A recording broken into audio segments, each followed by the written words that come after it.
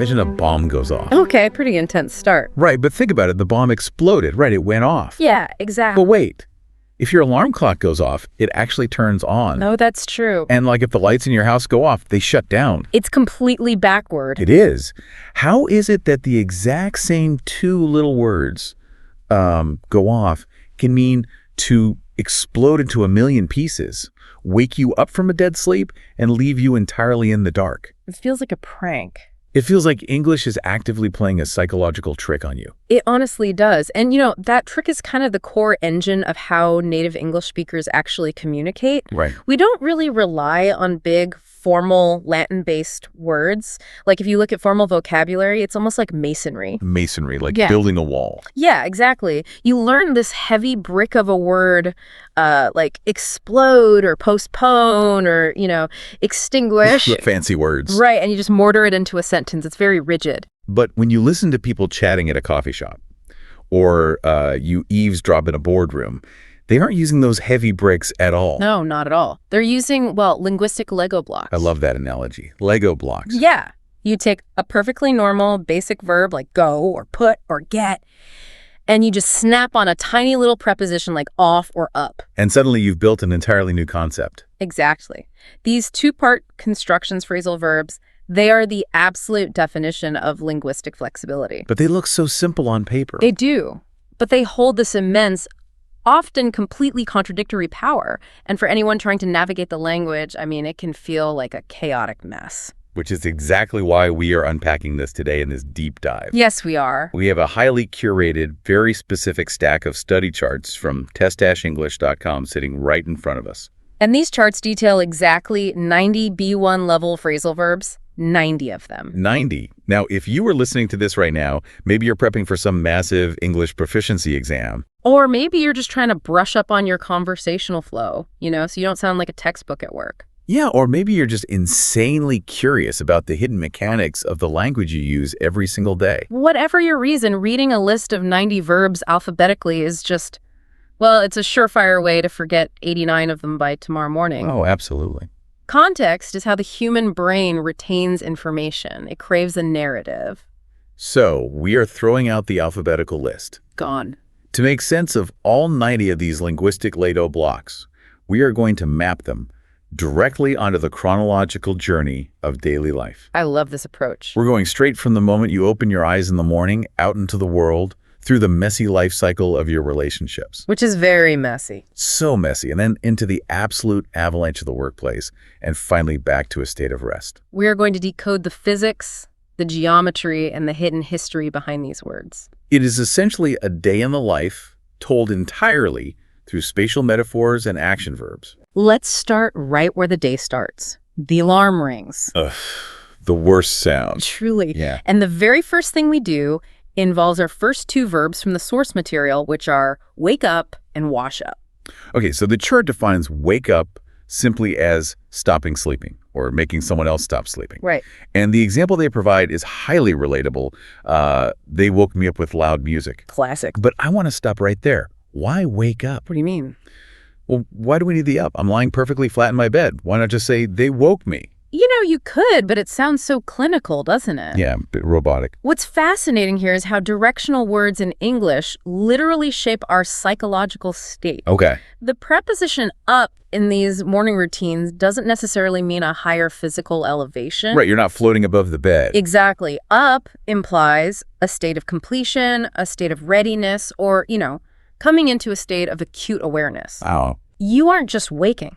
You are waking up into the world of the conscious. You are ascending from the depths of sleep. Oh, wow, that makes a lot of sense. You're surfacing. Exactly. And that carries right over to wash up. Mm. The chart says it means to wash your hands, your face, or even plates, like go wash up before dinner. Yeah. Again, you aren't elevating your hands into the air to wash them. You are preparing yourself, bringing your physical state up to a standard of cleanliness and readiness for the day. Precisely. The up implies meeting a threshold. Right. And once we are awake and washed, we transition to clothing ourselves, which introduces a trio of highly tactile verbs. Oh, right. Put on, try on, and take off. Let's look at the mechanics here. Put on literally means to place something onto your body to wear it. The source notes it can also apply to gaining weight, right? It can, yeah. But the primary everyday example is she puts on makeup every morning. So you are taking an external object and attaching it to your physical form. Yes. And try on is kind of the experimental cousin of put on. The experimental cousin. I like that. You put clothes on specifically to see if you like them or if they fit. It's a hypothesis. Right, like the example in the chart.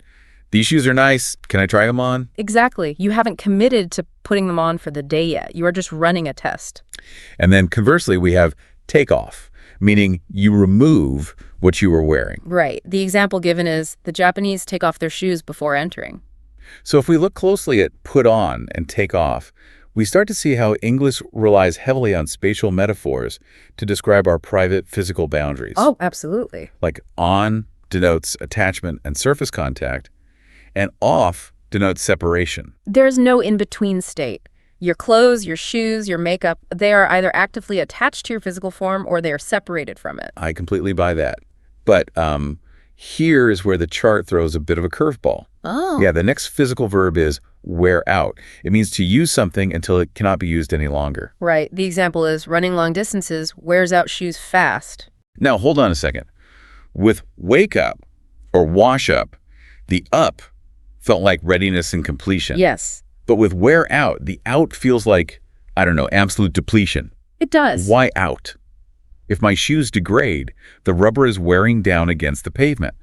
Why don't we say wear down? That is a really brilliant distinction. You actually can say wear down when referring to the gradual physical erosion of, say, the rubber tread. Okay, so wear down is a thing. It is.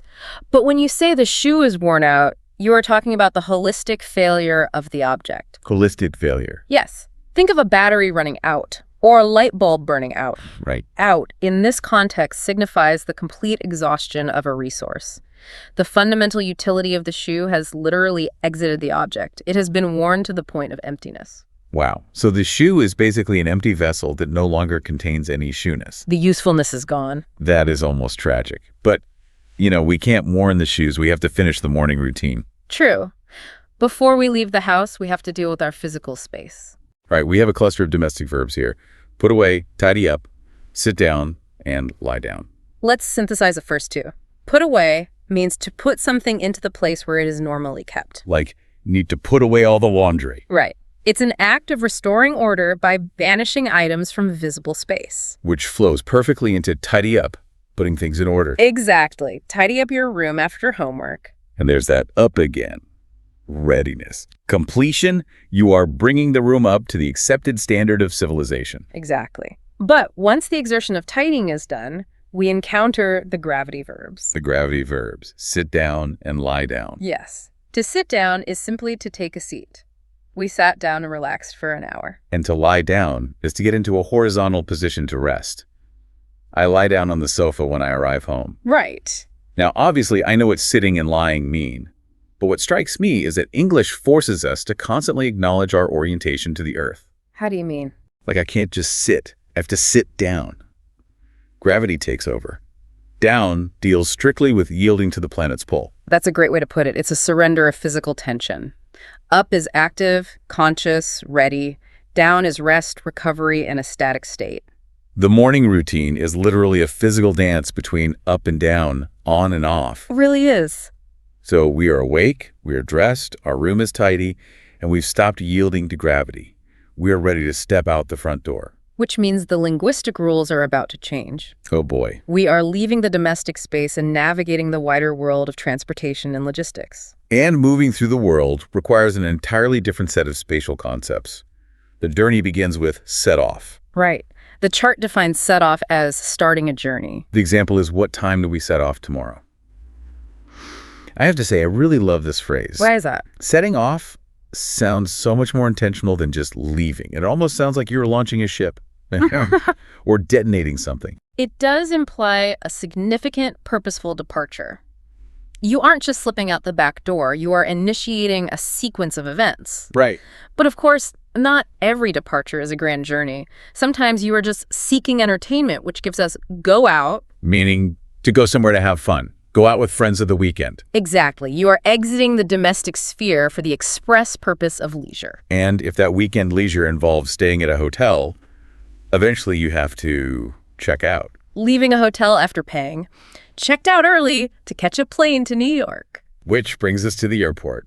And a really fascinating double-meaning verb, take off. Yes, take off in the context of aviation. It means to start flying. Flight was at 7 a.m. We took off at 8 a.m. Right. Wait, let me think about this. 10 minutes ago, in the morning routine, we took off our shoes. Yes, we did.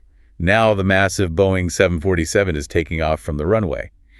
It's the exact same phrase for removing a sock and launching a multi-ton aircraft.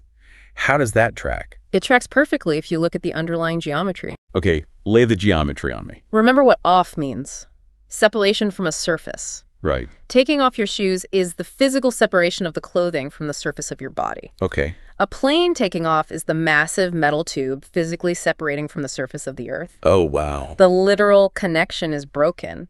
The scale is vastly different, but the spatial relationship is identical. That is incredible.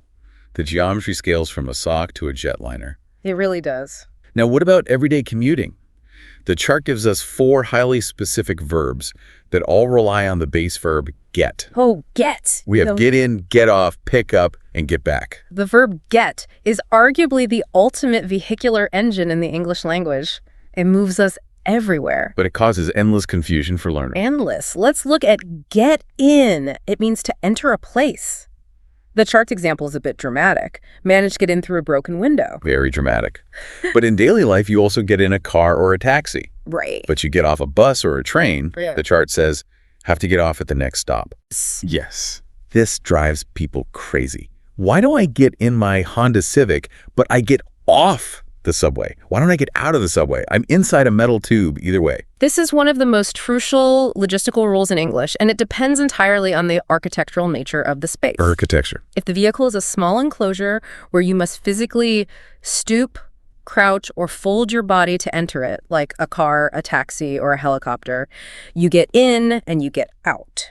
Okay, so crouching means in and out. Yes, you are placing yourself inside a container. But if the vehicle is large enough that it acts as a mobile floor. A mobile floor. Right, a space where you can stand up perfectly straight and walk around while it moves, like a bus, a train, a ship, or an airplane. English treats it as a platform. Oh. You step on a platform and you step off a platform. So even though an airplane has a roof and walls, linguistically, I'm treating it like a flat stage. Exactly. I get on the plane and I get off the plane. That is phenomenally helpful. Enclosures versus platforms. Yep, it changes everything. So if I'm taking a car, an enclosure, I might need someone to pick me up, meaning to collect somebody somewhere. I'll pick you up at the station. Correct. And think about the physical imagery there. To be picked up implies you are stationary, perhaps waiting on the sidewalk. Right. And a moving vehicle arrives to elevate you from your static position and bring you into the momentum of the journey. And eventually, all that momentum has to stop and we get back. Returning to a place or position. When did you get back from Paris? You are literally retrieving your former physical position. The journey has folded back on itself. Exactly. The logistics of transportation in English are deeply physical. You aren't just passively moving, you are actively breaching enclosures, ascending mobile platforms, and breaking gravity's connection to the earth. Right. So we've mastered the physics of getting our bodies onto trains and planes. But, as anyone who commutes knows, the hardest logistical challenge isn't moving your body. No. No, it's navigating the people sitting next to you on the ride. Very true. The way English treats human connection relies on these exact same physical rules. So let's transition from transportation to the life cycle of human relationships. Human connection is arguably the most complex terrain we navigate, so the phrasal verbs here carry an immense amount of emotional weight. The life cycle begins naturally at childhood with bring up and grow up. Right. The chart defines bring up as taking care of a child until adulthood. The source gives a very poignant, heavy example here. Raised her son alone after husband died. And grow up is the child's perspective. To become an adult gradually, she grew up in the countryside. Notice the persistent use of the word up in both of these developmental verbs. Yes, up equates to physical height, certainly, but more importantly, it equates to maturity, the accumulation of years, and reaching a societal standard of adulthood. Right. You don't grow along or grow forward. You grow up toward the benchmark of responsibility. Exactly. And there's a really beautiful cyclical symmetry to the caretaking verbs later in life, too. How so? Well, once the child is brought up, the roles eventually reverse with look after, meaning to take care of someone. Her mother is old. She has to look after her. It is a profound linguistic symmetry. Think about the physical posture of looking after. Okay, picturing it. It implies placing your gaze, your attention, and your protective focus on someone whose timeline is behind yours. Or who can no longer forge ahead on their own. Right. You are standing in front, looking back to ensure they are safe. Oh, that's beautiful. Yeah. But between the extremes of growing up and looking after elderly parents, the bulk of our lives is spent managing peer relationships. Right. Our friends. We hang out. Spending time with people. The chart's example is essentially a parent's warning. Shouldn't hang out with mean people. The phrase hang out is brilliantly casual. It implies a suspension of productive activity. You aren't working, you aren't traveling. You are just loosely suspended in a shared space with others. You're just hanging there. And if you are successfully hanging out, hopefully you get along, meaning to like and be friendly with someone. Though, again, the chart leans into the negative for the example. Oh, right. He doesn't get along with his father. Yeah. You know, I picture two cars driving side by side on a highway. If you get along, you are moving smoothly alongside someone. If you don't get along, you are swerving into their lane. There's friction. That is a perfect visualization of parallel momentum. And a huge prerequisite for parallel momentum in a relationship is reliability. You have to show up. Arrive to join others. John was supposed to be at the party, but didn't show up. Showing up isn't just about arriving, is it? No, it's about physical manifestation. You are making yourself visible, showing yourself up to the level of expectation. And then there are those who go above and beyond mere expectation, who stay behind. Meaning to remain after everyone leaves. Stayed behind to ensure everyone was evacuated. That's a heroic use of the verb. Yeah. But even in a mundane context, like staying behind after a meeting to clean the whiteboard, it highlights loyalty or duty. You physically anchor yourself to a location while the social group disperses. But unfortunately, not all social groups or relationships survive. Which brings us to the end of the social life cycle. Break up and split up. Both mean to end a relationship or a marriage. The chart gives us hard to break up when you still love someone, and parents split up 2 years ago, or split up with boyfriend. Right. Okay, I have a major question for you here, because to a learner, these seem utterly identical. Is there a functional, practical difference between breaking up and splitting up? Or are they just two interchangeable flavors of heartbreak? Functionally, in modern casual conversation, you will hear them used almost interchangeably for romantic relationships. Okay, so they're the same. Well, no. If we look closely at the physical metaphors behind the words, they paint very different pictures of the emotional fallout. Oh, interesting. Break implies a shattering.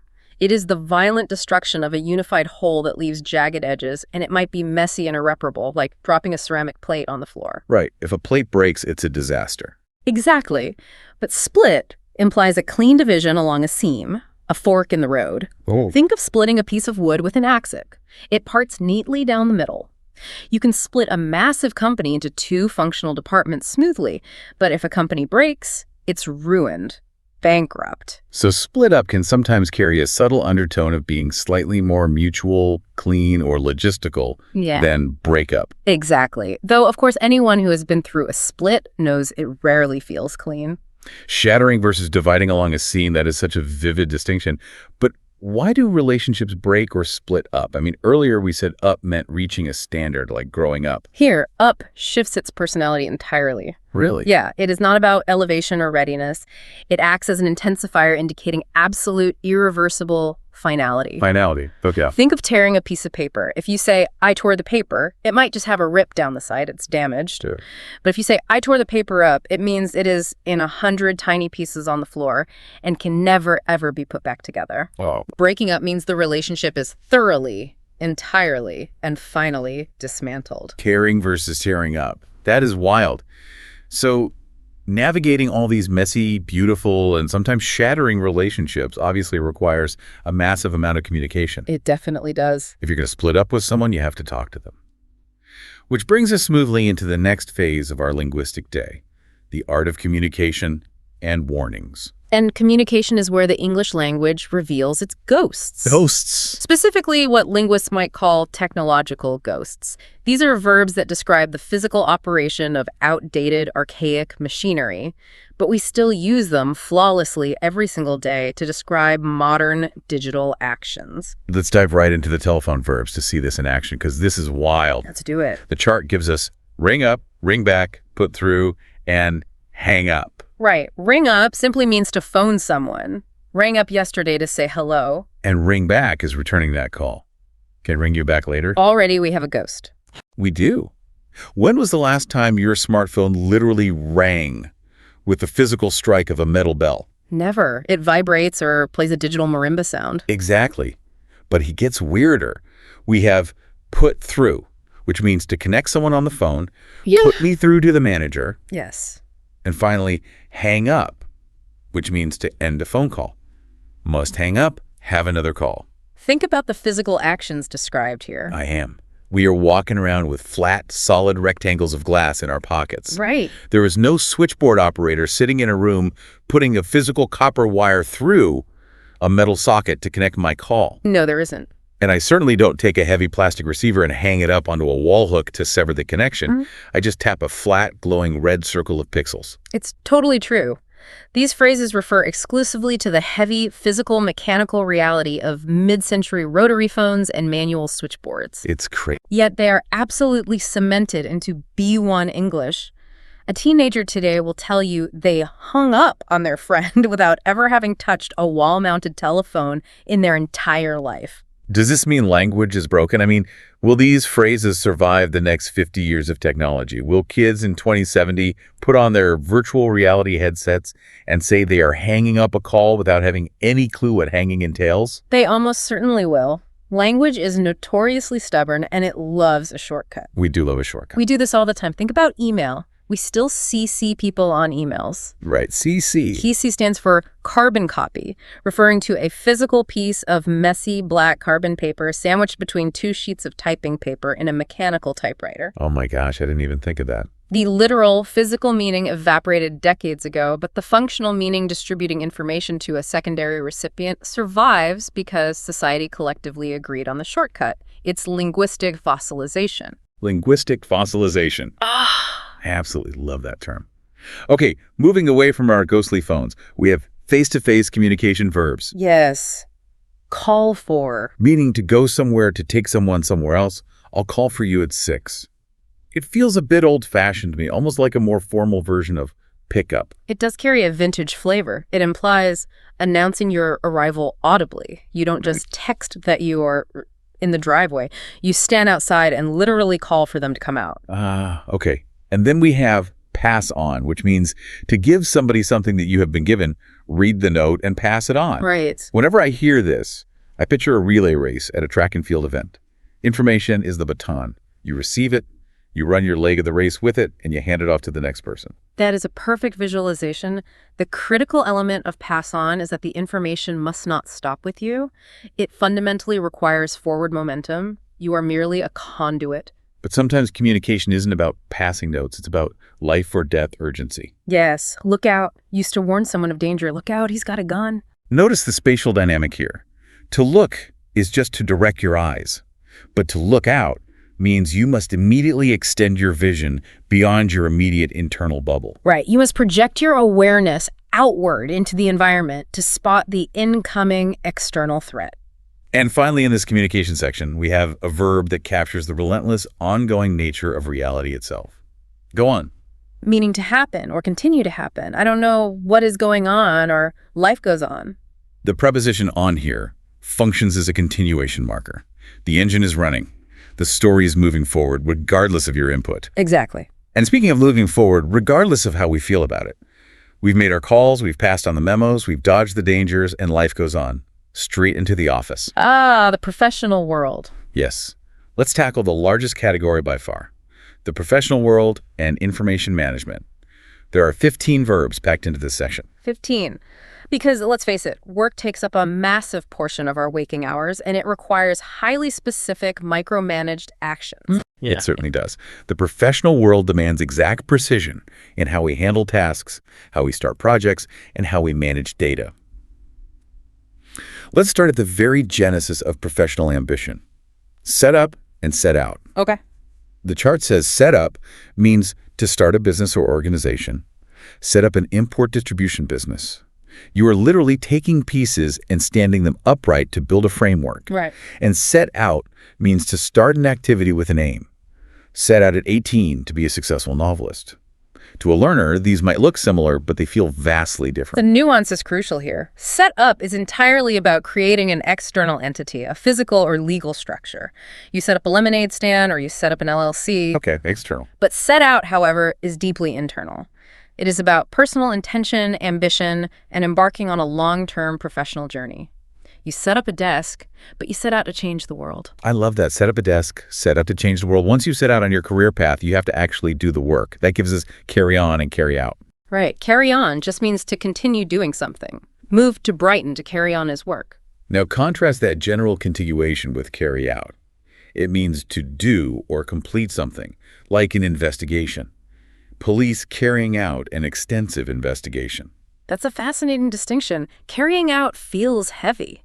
It implies a significant burden of responsibility. Like a police investigation, yeah. Or a scientific experiment, or a military order. You are taking an idea, carrying it outside of the realm of theory, and forcing it to happen in the real world. Whereas carrying on just implies casual forward momentum, like the famous poster says, keep calm and carry on. Exactly right. Carry on is maintenance. Carry out is execution. Maintenance versus execution. And while carrying on with your duties, you inevitably hit human obstacles. That's when you must deal with things. To give attention to solve a problem. Deal with angry customers and complaints. Handing out the emotional labor there. Now, a huge part of dealing with professional life is just managing paper, forms, and data. We have so many verbs for writing and managing documents. We really do. Listen to this cluster of bureaucracy. Fill in, give out, hand out, cross out, write down, put down. That is an absolute avalanche of paperwork vocabulary. It is overwhelming, so let's categorize them logically based on the physical actions. Okay, lead the way. First, let's look at managing the documents themselves, moving them around a room. We have give out and hand out. Okay, give out is defined as distributing to a group. Give out papers to the rest of the class. Right. And hand out also means to give one thing to each in a group.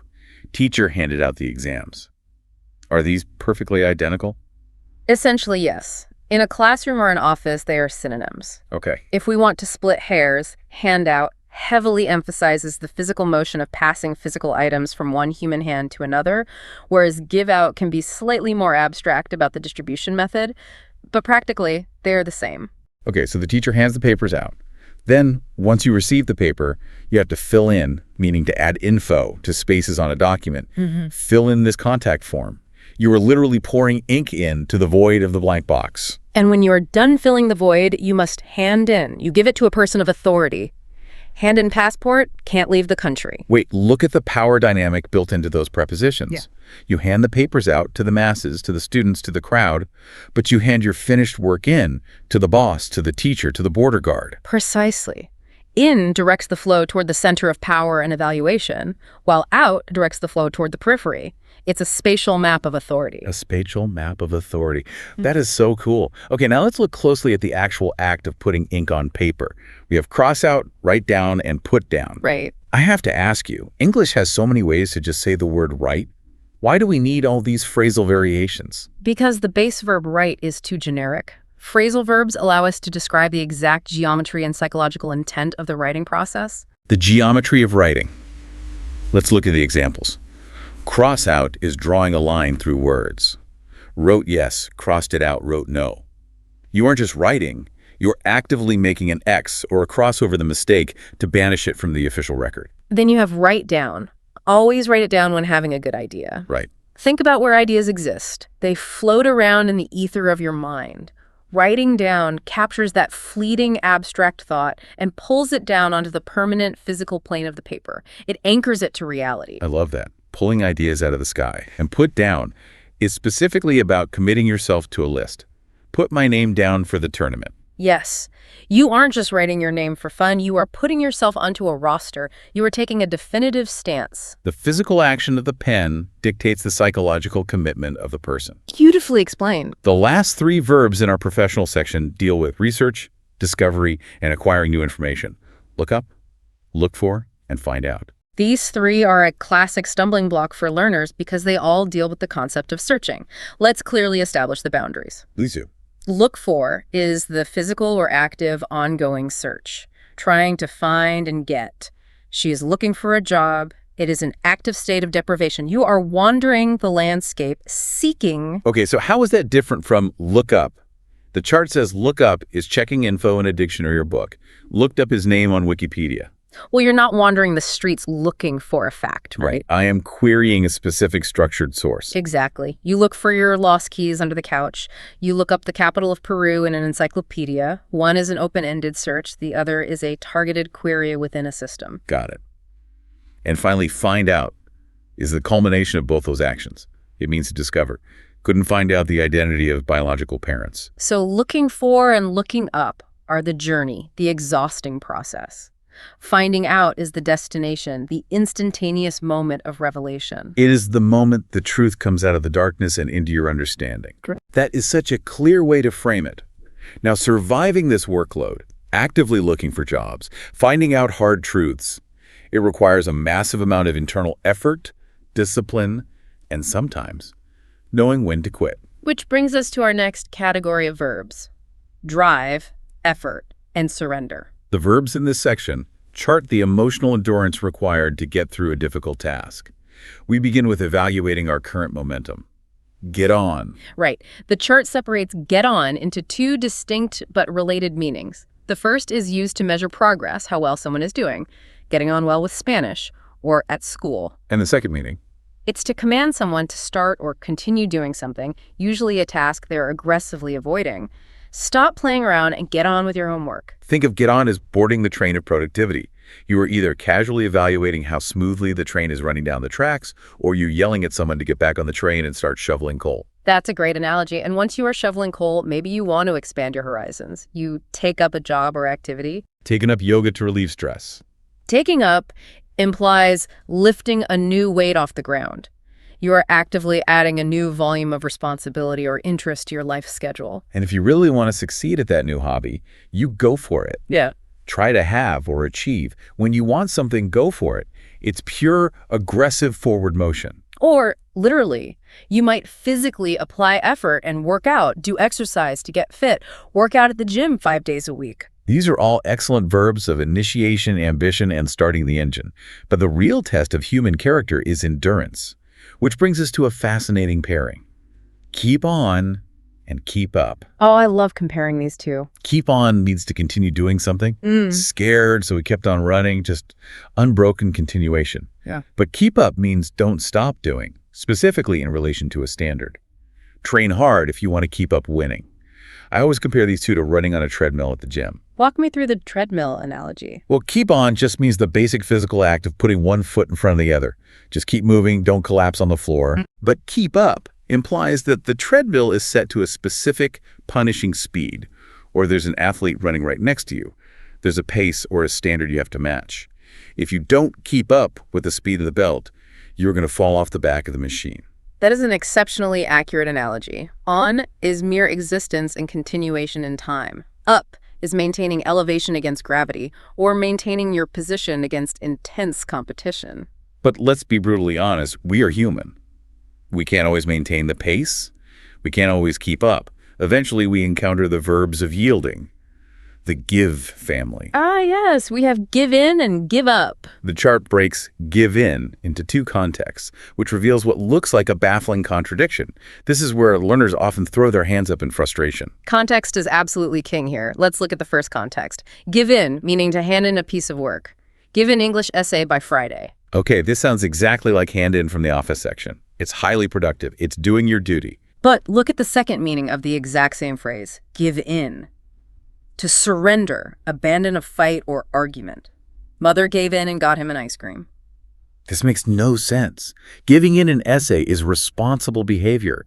Giving in to a toddler throwing a tantrum in a grocery store is surrendering. How can the exact same phrase mean both fulfilling a noble duty and losing a pathetic battle? Because the underlying psychological and physical mechanic is identical. It is the transfer of sovereignty. The transfer of sovereignty. Yes. The word in represents moving something out of your personal domain and into another person's domain of absolute control. When you give in an essay, you surrender control of that document to the teacher for judgment and grading. You no longer own it. Wow. When you give in to a screaming toddler, you surrender control of the rules to their willpower. You are transferring sovereignty to an external force. Transferring sovereignty. That completely clarifies it. You are yielding control in both scenarios. It's just that yielding to a teacher is good and yielding to a toddler is bad. Okay, so what about give up? Stop doing or taking. Could you give up smoking? If give in is transferring control to a specific person, a teacher or a child, give up is throwing your hands into the air and surrendering to the universe itself. Surrendering to the universe. Up completely transforms the gentle, generous base word give into a state of total, absolute cessation. You aren't giving the cigarettes to anyone. You are abandoning the habit entirely, tossing it up into the ether. So we try our hardest to keep up. Sometimes we yield and give in. Sometimes we are defeated and give up. But no matter how rigorously we manage our efforts, life absolutely loves to throw a wrench in the gears. It really does. Which catapults us out of our control and into the next phase of our journey. Chaos, accidents, and unexpected events. This section is where the most dramatic vocabulary lives. It's what we use when systems fail, when structures collapse, and when the physics of daily life turn against us. Starting with a classic, breakdown, meaning to stop working. Car broke down in the middle of an intersection. The ultimate daily nightmare. It is a literal collapse of mechanical function. The engine ceases to maintain its up state of readiness and breaks down into uselessness. And then we have a breach of security with break-in, enter illegally. Thieves broke in and stole equipment. Here, the physical structure doesn't collapse. Its boundary is violently crossed. In indicates the unauthorized violation of the perimeter. The outside world has forced its way inside. Exactly. And often, a violent break-in causes a security system to trigger, bringing us back to one of the most wildly counterintuitive verbs in the entire English language, which we touched on at the very beginning of the show. Go off. Ah, yes, go off. The chart officially defines go off as meaning to stop working, be activated, or explode. Light's alarm bomb went off. This drives learners absolutely crazy, and frankly, native speakers never think about how absurd it is. It is deeply confusing on the surface, yes. How can an alarm go off when it turns on and makes a deafening noise, and lights go off when they turn off and go silent? It's a total paradox. But we have to dig into the psychology of the preposition off in this specific context. Off doesn't just mean deactivated or unplugged. What does it mean then? Off can indicate a sudden explosive departure from the normal baseline state. Think of a rocket shooting off the launch pad or a firework going off. Okay, departure from the baseline. Right. When a burglar alarm sits quietly on the wall, it is in its normal resting baseline state. When a thief breaks a window and triggers it, it goes off the baseline of silence into a sudden state of blaring noise. Oh. When a bomb is sitting in a suitcase, it is resting. When it explodes, its violent energy goes off into the surrounding environment. So it has nothing to do with an electrical on-off switch. It's about a sudden, violent change of state. The alarm departed from its silent resting phase. Precisely. It is the eruption of an event. Okay, that makes me feel so much better about that verb. Now, other unexpected events cause immense frustration without exploding. Yeah. We have hold up, meaning to make someone or something late. Hold you up was at a meeting. Why does being delayed involve being held up in the air? Is it like being physically suspended in time? That's a very poetic way to view it, and historically, it's quite accurate. Think of the era of stagecoaches. Stagecoaches. A bandit steps into the road with a weapon, a literal highwayman holding up a stagecoach. You are forcing forward momentum to violently halt, effectively suspending the journey, holding it up in midair against its will. Or worse, forward momentum goes terribly wrong, and we have knock down. Make somebody fall down, especially with a car. Knocked down by a bus, but survived. Gravity claims a harsh, painful victory here. And if you cause too much chaos with your car, authority figures might step in to restrict your movement. Keep in, meaning to make someone stay in a place. Arrested can keep him in for 72 hours. Confinement. The opposite of going out. A slightly more domestic but still infuriating crisis is run out. Use all of something. Want to eat cereal, but we've run out of milk. Wait, think about the imagery here. The milk hasn't jogged out the door. How does milk run out?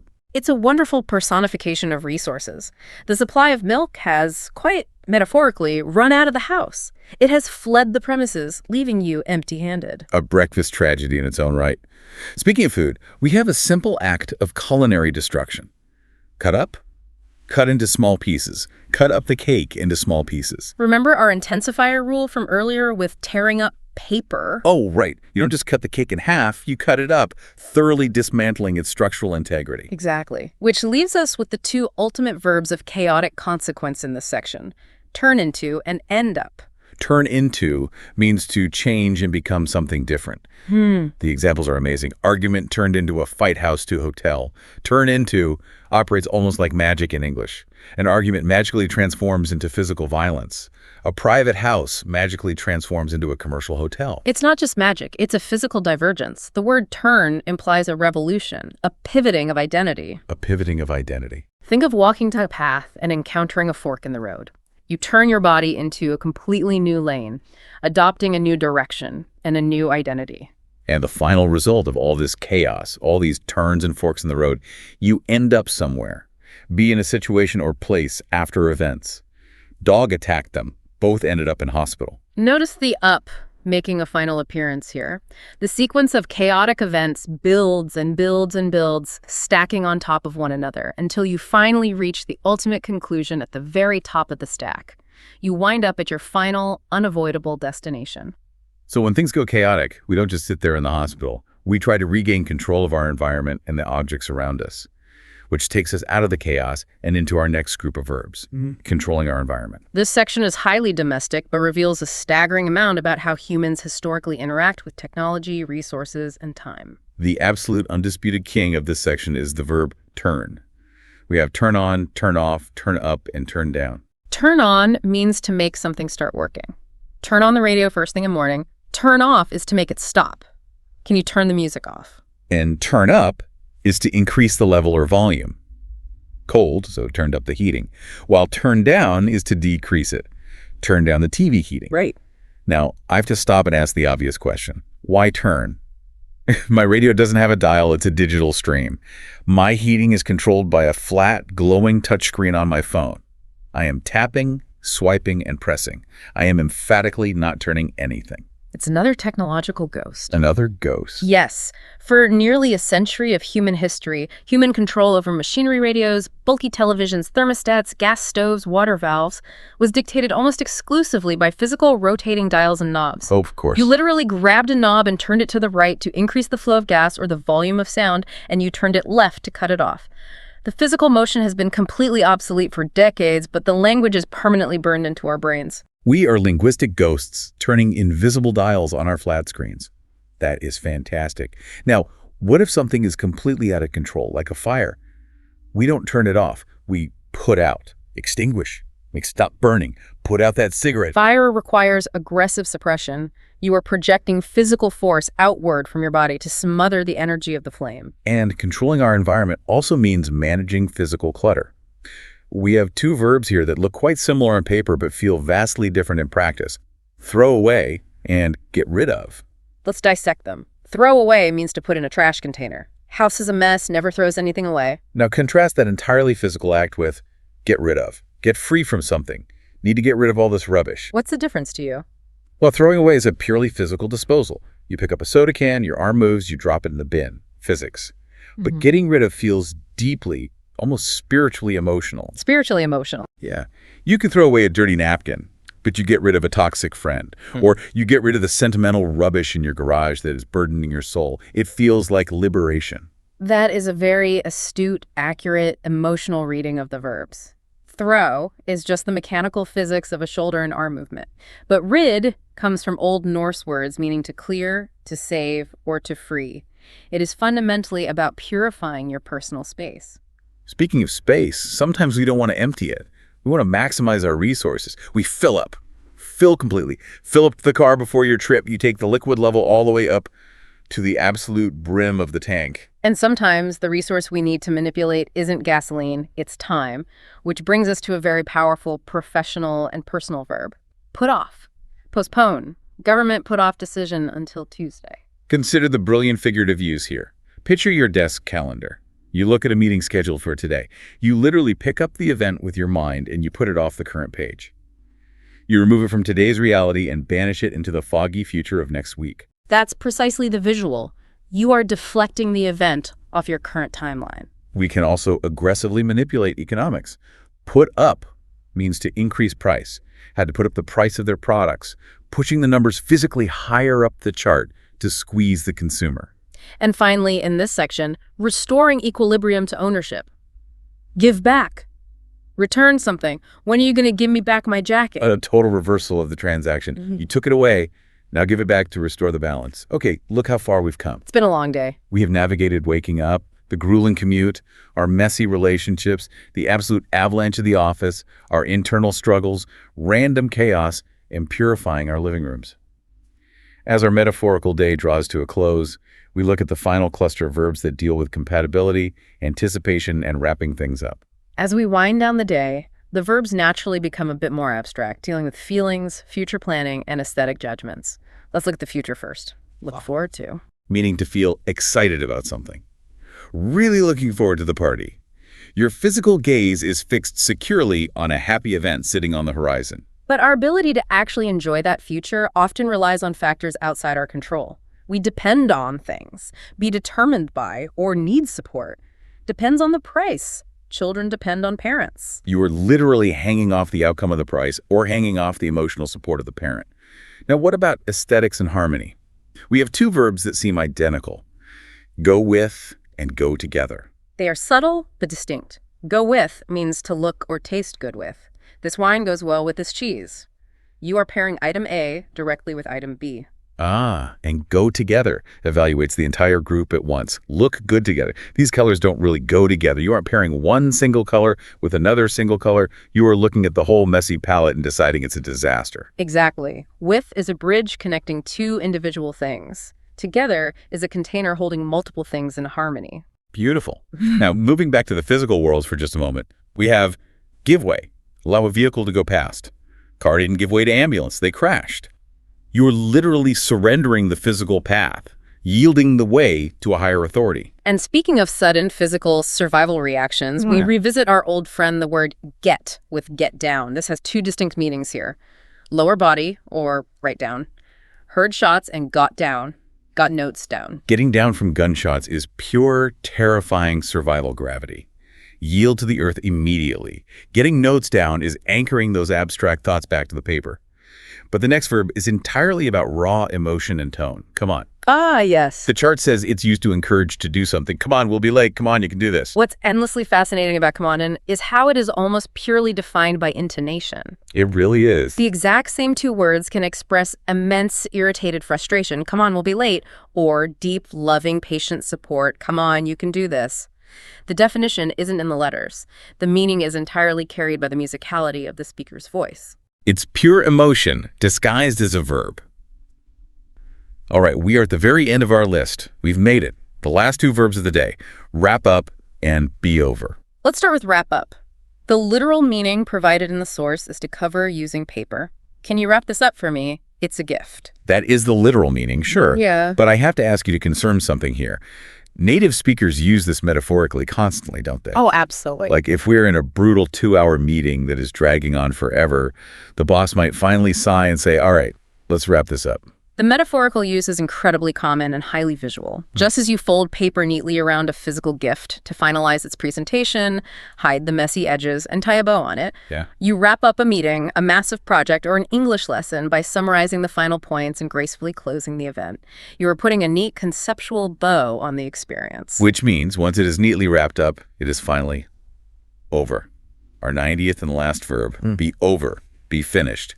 The party is over. You should all go home now. If we analyze be over, it is fundamentally different from all the aggressive action verbs we've discussed today. It's a static state. Right, there's no movement. Think of the spatial metaphor one last time. When an event is over, it has passed entirely. Think of an archway. You have passed beneath its arch, and you are now standing on the other side. The event is complete, it is behind you, and its influence has ended. It has passed beneath us, and we have safely moved past it. That is a strangely peaceful, almost philosophical way to look at the end of a loud party or the end of a massive 90-word vocabulary list. It is the ultimate state of completion. So what does this all mean for you listening right now?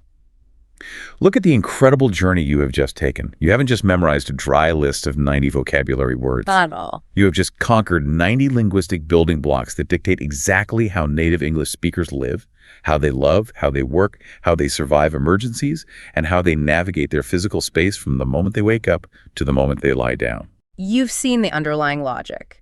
You've seen the ghosts of old technology hiding in our smartphones, the spatial physics of enclosures versus platforms, and the geometry of human relationships. And I want to leave you with one final provocative challenge to mull over as you go about your day. A challenge? Yes. We said at the very beginning that phrasal verbs aren't just vocabulary. They are the rhythmic heartbeat of spoken English. So here is your challenge. Okay, let's hear it. The next time you listen to a natural English conversation or the next time you watch a movie, ignore the plot for 5 minutes. Just count. Count the verbs. Exactly. Count how many heavy, formal, single Latin-based verbs are used compared to these snappy little two-part phrasal verbs. The ratio will absolutely stagger you. You will quickly realize that native speakers actually prefer the vivid, physical imagery of putting off a meeting and a car breaking down over the formal stiffness of saying postpone and malfunction. It's how the language breathes. The secret to fluency isn't building a massive, impenetrable wall out of heavy, isolated bricks. It's learning how to play with the small, brightly colored Lego blocks that connect everything together. Once you understand the physics of the blocks, you can build absolutely anything. Keep playing, keep building, and we will catch you on the next Deep Dive.